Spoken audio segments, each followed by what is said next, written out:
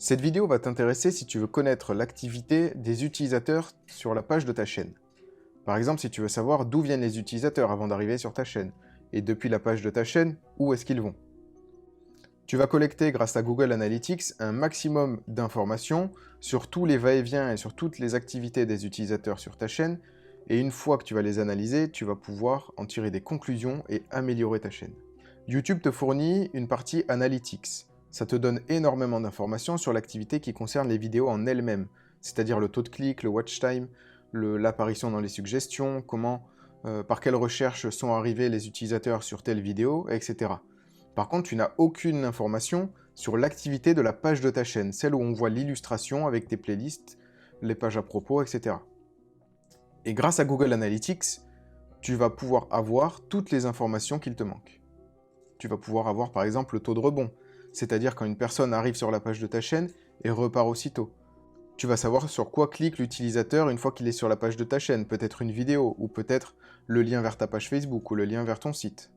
Tu sauras aussi toute l'activité en direct sur la page de ta chaîne. En temps réel, tu pourras savoir combien de personnes sont sur la page de ta chaîne en train de regarder la page de ta chaîne ou lire ta page à propos. Google Analytics est un super complément à YouTube Analytics. Ça te permet, comme je te le disais, d'avoir un maximum d'informations que YouTube Analytics ne te délivre pas. Je pars du principe qu'il vaut mieux avoir plus de données, enfin trop de données, que pas assez. Après, il suffit de les analyser pour en tirer des conclusions et mettre en place des actions. Je te donne un exemple tout bête. Souvent, tu vois sur les vidéos YouTube des gros YouTubeurs, abonne-toi, et l'URL vers leur chaîne.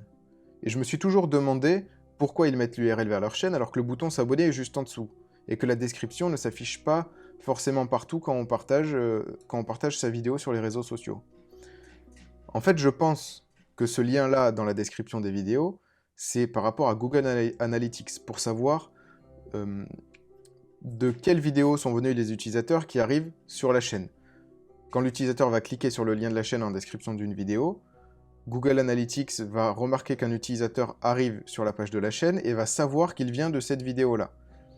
Grâce à ces informations-là, tu vas pouvoir savoir comment arrivent les utilisateurs sur la page de ta chaîne et tu sauras quelle vidéo a généré le plus de clics sur le lien vers la chaîne depuis la description.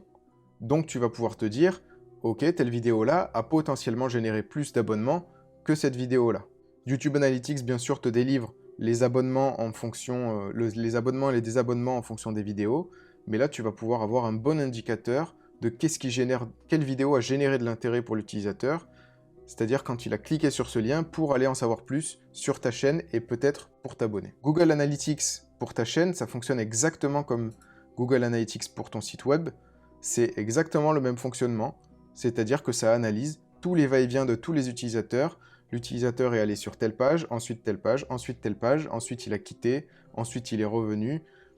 Tu as vraiment toutes les informations sur l'activité des utilisateurs. Je te montre maintenant tout de suite en passant sur mon écran comment installer Google Analytics pour ta chaîne YouTube. Donc pour installer Google Analytics, c'est très simple et ça se fait en 2 étapes. La première étape, tu vas sur Google Analytics, tu crées ton compte et ensuite tu crées ce qu'on appelle une propriété. La propriété, ça va te permettre en gros de dire voilà, j'installe Google Analytics sur mon site ou sur ma chaîne YouTube ou sur mon application mobile. La deuxième étape, ça va être d'aller mettre l'identifiant que Google Analytics va te donner dans ta chaîne YouTube et tu verras qu'on a un champ spécifique pour ça. Donc tu commences par faire créer une propriété. Ensuite, que voulez-vous mesurer? Et là, on a application web, Google Apps ou web. La bonne solution, c'est web. On fait continuer. Et là, on nous demande le nom du site web. Le nom du site web, c'est ma chaîne YouTube. Ensuite, on me demande l'URL du site web. Donc là, tu vas sur ta chaîne, tu récupères l'URL, on retourne sur Google Analytics et on colle l'URL. Attention à enlever bien le HTTPS et à le remettre juste ici. Ensuite, catégorie sectorielle. Par exemple, on va dire que je fais de l'emploi et enseignement. Et ensuite, on sélectionne France. Et là, je fais créer. Donc là, la propriété a bien été créée. On me dit opération réussie, chargement en cours. Donc là, j'ai bien un identifiant, c'est l'ID de suivi, qui est juste ici, qu'il va falloir mettre sur ta chaîne YouTube. Donc tu récupères cet identifiant-là. Ensuite, sur ta chaîne YouTube, il faut que tu ailles dans Paramètres, Autres paramètres et Paramètres de chaîne avancée.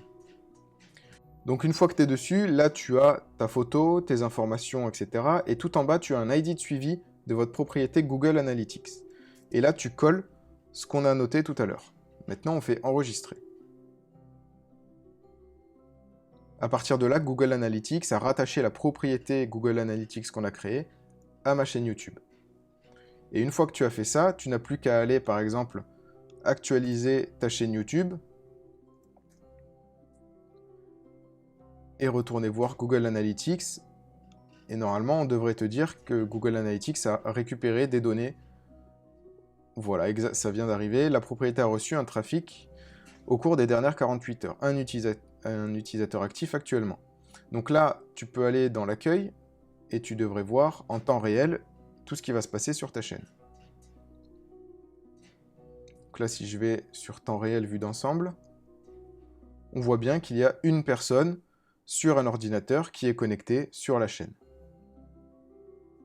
Après, là, on n'a pas d'informations. Peut-être qu'à terme, tu vas avoir beaucoup plus d'informations. Là, on vient tout juste de le mettre en ligne. Mais après, tu peux arriver à savoir dans quelle partie du monde l'utilisateur est connecté. Je crois que tu redescends même normalement jusqu'à la ville.